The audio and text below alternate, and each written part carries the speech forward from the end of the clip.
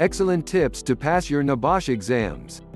You must pass the new NEBOSH Open Book exam to achieve your NEBOSH General Certificate qualification.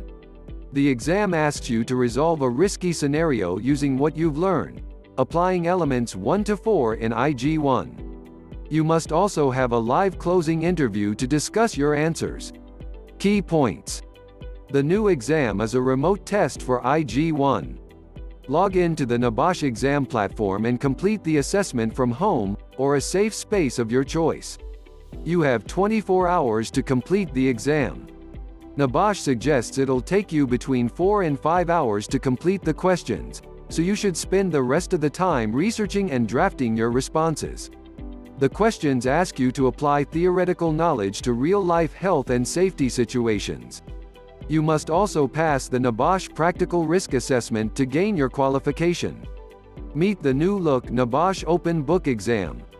The new Open Book Exam, OB, replaces the old paper-based invigilated exam. It's brand new for 2020, created to protect NEBOSH learners during the COVID-19 pandemic. It builds and improves on the old assessment. You have more time to complete the exam, with room to give thorough and detailed responses while consulting your textbooks. The OB focuses on the real-world application of NEBOSH health and safety theory. Although you can use your books, you won't pass simply by restating the facts within them. You are presented with a real-life risky workplace scenario and you're assigned a role in the situation, like a site safety supervisor. The scenario is followed by a series of questions, tasks and subtasks that give you the chance to demonstrate your knowledge. For example, how could you improve consultation with the workforce in the organization described? You look for evidence within the scenario and reflect on what you've learned to inform your answers. You can take your exams from home, or a safe location of your choice, limiting your exposure to other learners and invigilators. In some instances, where it's safe to go so, and provided the local government gives its permission, some training centers can host invigilated in-person exams, but it's not likely to be until later this year. It promises the exam will still represent the quality and standards NEBOSH qualifications are known for, and that they won't be compromised.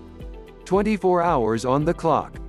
You have 24 consecutive hours to complete and upload the paper for submission.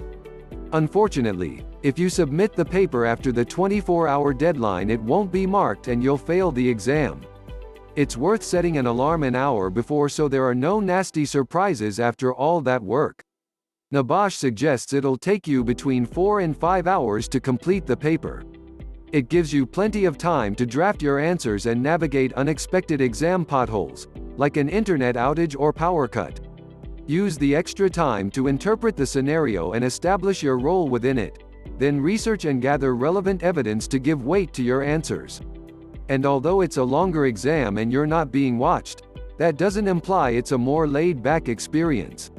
The NEBOSH General Certificate exam keeps you under exam conditions for a long time. You're under pressure, but resist rushing through the paper just to get it in and done quickly. Plan your time beforehand, he advises, because leaving everything to the last minute will allow mistakes, or poorly evidenced claims, to creep into your work. Now is the time to be precise. Plot your time so you have room to draft and review your work before submitting the final version. Go in calmly and take a methodical approach. Is the OB easier than the old assessment? NEBOSH expects you to be detailed, taking advantage of the open book element to evidence your responses. It's not an easy option. OBEs ask you to think critically about what you've learned, discuss them fully, shear off the irrelevant information and apply the appropriate principles. The OBEs are a step change for NEBOSH which, until the COVID-19 lockdown, would usually ask you to attend a 2-hour invigilated exam to get your qualification. It's a positive change for learners. 1. If you've avoided the NEBOSH General Certificate because you fall to pieces in exams, the open book assessment lets you work in a more real-to-life scenario, whereby you are able to take time to observe a situation and research the best ways to deal with it. 2. You have more time to formulate your answers and deepen your situation-specific understanding of NEBOSH principles. 3. If you started training pre-lockdown, or you've been stopped from sitting the exam due to social distancing risks, the open book test prevents further delays. What is in the exam? The exam will present a health and safety scenario for you to resolve. It will contain information like the workers involved, their roles and their individual challenges, conflicting opinions, employee disagreements and working relationships influencing the situation as it unfolds, the physical features, surroundings and area you're working in, the actions you've already taken, existing health and safety issues, for example, the omission of formal procedure. There is a word count limit with 10% leeway either way. The surplus work won't be marked, so make sure you keep track of how much you're writing. What to expect from the tasks. The tasks ask you to demonstrate your understanding of NEBOSH health and safety principles by rectifying the problems within the scenario. You could be asked to collate arguments for a health and safety committee meeting, counter flawed recommendations provided by a peer or superior, comment on the culture of the business, schedule and justify the need for health and safety focus groups and regular meetings. But that's not an exhaustive list. The questions could focus on anything in the General Certificate syllabus, so you need to know your onions before you attempt to answer the question. You have 24 consecutive hours to complete and upload the paper for submission. Question themes. The new question paper tests what you know about health and safety. You have to apply theoretical knowledge to workplace situations. These themes might crop up during the exam. Element 1 questions. Managing workplace health and safety. In Element 1, you cover the basics of workplace health and safety. It's health and safety from a compliance and management perspective. The exam questions could ask you about the financial cost of accidents and incidents, the moral implications and expectations of good health and safety, relevant acts of Parliament, regulations and codes of practice, negligence, duty of care and liability, Health and Safety at Work Act 1974, Sections 2 to 4, 6 to 9 and 37, Management of Health and Safety at Work 1999 Regulations, Sections 3 to 5, 7, 8, 10 and 13 to 14, How to pick and manage contractors, How to plan and manage contracted work, the role of clients, principal designers, principal contractors, workers and domestic clients under the construction, design and management, Regulations 2015, HSE notifications, pre-construction information and construction phase plans. Element 2 questions. How health and safety management systems work and what they look like. Element 2 moves on to the setup and success of a health and safety management system. It covers how one can be used to improve an organization. What are the requirements for a health and safety management system? ISO 45001 to 2018. How HSG 65 the plan, do, check, act model for health and safety management systems, helps you to comply with the law. How to set objectives and targets, using specific, measurable, achievable, reasonable and timely, SMART, principles. How to identify the organization's technological, financial, operational and business requirements, defining the roles, structure and responsibilities of your people in the organization. How to keep the health and safety system practical and current. Element 3 questions. Managing risk, understanding people and processes. In Element 3, you'll look at the various types of risk assessment and what a good health and safety culture looks like. An organization's health and safety culture indicators, for example, incidents, sickness, turnover and complaints. How to improve health and safety culture by enhancing communication, promoting better standards, using disciplinary procedures, hiring competent workers and improving training. The human factors that will influence the health and safety culture, like organizational, job, individual factors. The significance of assessing risk and what's involved with the risk profiling process. How to identify risks, people at risk and evaluate risk. Specific and specialist risk assessments, for example, fire, DSE, manual handling and noise. How to safely manage change. Thinking about communication, risk assessments, and reviews. How to develop a safe system of working and monitor it. What are technical, procedural and behavioral controls when you're looking at safe systems of work? Permit to work systems. What they are, why they're used, how they're used and when you should use them. What emergency procedures and training should an organization employ? What are the considerations when planning first aid measures? For example, shift patterns, site location and number of workers. Element 4 questions. Health and safety monitoring and measuring. Element 4 shows you how to watch over the processes and changes you've made, so you can adjust policies and processes based on real-world findings and data. The exam questions might ask you about active versus reactive monitoring and the use of each in various situations. Minimal, low, medium and high incident investigation, plus how to gather, analyze, identify the risk and your plan of action. How you'd record and report diseases and dangerous occurrences. How to audit your health and safety management system and what to do if it fails. Reviewing your health and safety performance looking at absence and sickness reports, sampling, accident data and objectives met, to name just a few. Making recommendations for continuous improvement. What supporting materials can you use? You can use the internet and your textbooks to formulate your answers. Just use your own words. NEBOSH recommends your personal notes from the course are good sources of supporting information for the OAB. In this new chapter of digital assessment, NEBOSH has promised to safeguard against plagiarism and collusion. The exam is asking you to analyze the situation, evaluate and apply your understanding, not regurgitate the relevant section from your textbook. You'll be asked to signpost the reference material you use and it'll be scrutinized for plagiarism. So keep a note as you work through the paper so you don't miss any off. What is the pass rate? There is no pass standard, yet. NEBOSH will set the pass mark after a number of learners have taken this new OAB. How to prepare for and pass the NEBOSH OAB. With the new OAB format, we still recommend that you put in the hours of revision to pass. You must revise before taking the paper so you can shift through your notes and textbooks swiftly and make the most of your time. That could mean highlighting important passages and putting bookmarks on critical pages. Without the prep work, you may lose hours wading through notes and books. Have a full and in the detail understanding of the syllabus that supports your existing, work-based reasoning. You can't use anecdotal evidence in the exam, so if you can only describe elements of the syllabus with an illustrative story, go back to the books. In lieu of practice papers, make your own. NEBOSH has released a practice paper so you can get a flavor of what's to come.